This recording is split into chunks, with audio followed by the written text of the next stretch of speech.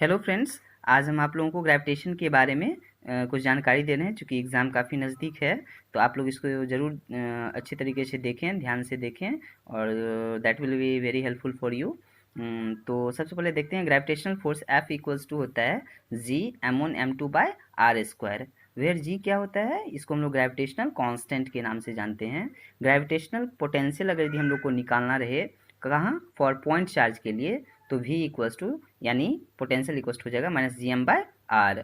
For circular ring यानी circular ring के लिए अगर यदि हमको पोटेंशियल निकालना रहे तो V इक्वल्स टू होता है -gm/√r² प्लस x²। उसी तरह से फॉर थिन सर्कुलर डिस्क के लिए जो पोटेंशियल V होता है वो इक्वल्स टू होता है -2gm/r² plus x² minus x।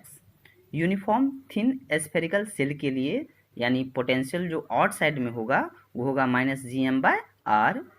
Potential surface पे जो होगा वो होगा -gm/r और पोटेंशियल इनसाइड जो होगा स्फेरिकल सेल में तो वो हो जाएगा -gm/r।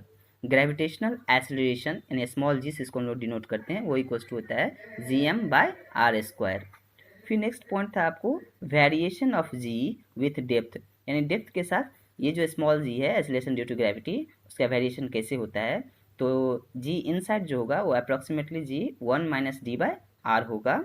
उसी प्रकार से variation of g with height, height के साथ जो जी का वेरिएशन होगा यानी और जी आउटसाइड अप्रॉक्सीमेटली जी 1 - 2h/r होगा। नेक्स्ट था आपका जी एट पोल, यानी इसको हम लोग ग्रेविटेशनल कांस्टेंट बोलते हैं। यानी ग्रेविटेशनल कांस्टेंट पोल पे जो होगा वो ग्रेटर होगा जी एट द इक्वेटर, यानी acceleration due to gravity at the equator.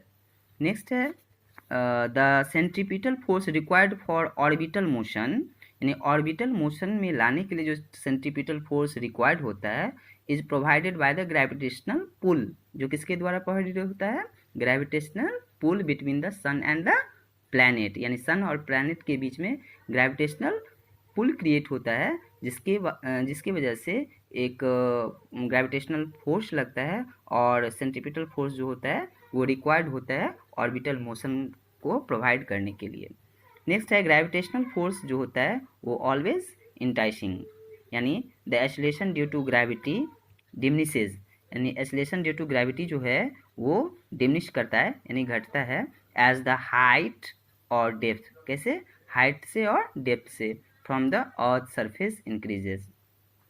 Kepler was the first to discover the 3 laws of planetary motion. Kepler पहले साइंटिस्ट थे जिन्होंने 3 लॉ दिए प्लानिटरी मोशन के बारे में।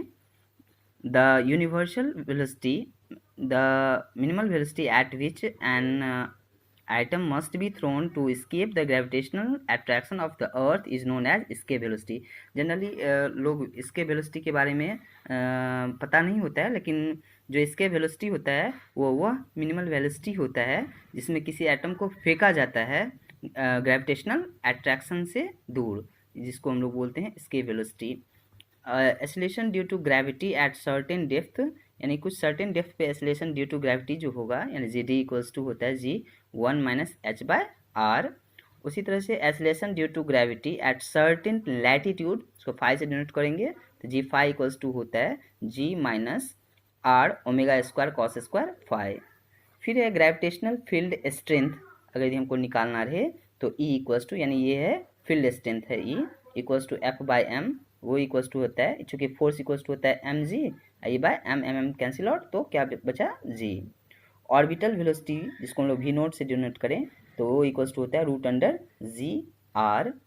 उसी तरह से इसके वेलोसिटी जिसको हम लोग ve से डिनोट करते हैं वो इसके वेलोसिटी इक्वल्स टू होता है √2gr। सैटेलाइट के लिए अगर देखें तो ऑर्बिटल वेलोसिटी सैटेलाइट का जो होता है v0 equals to √gm/r। Time period जो होता है जिसको हम टी से डिनोट करें तो इक्वल्स टू होता है 2π √r³/gm। ये चीज़ है सैटेलाइट्स के लिए। That's all, thank you for watching.